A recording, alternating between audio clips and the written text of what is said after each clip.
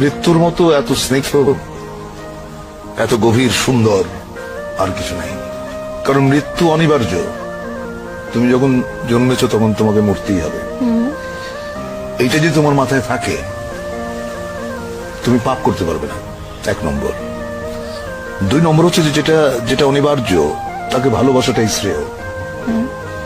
তাকে যদি ভয় পাও, সেটা এক ধরনের কি বলবো, এক ধরনের মূর্খতা। কারণ তুমি জ্ঞানী, তুমি শিক্ষিত, তুমি মৃত্যুকে কেন ভয় পাবে? মৃত্যুকে আলিঙ্গন করো, গ্রহণ করো, বরণ করে নাও, তাহলে দেখবে জীবন অনেক সুন্দর।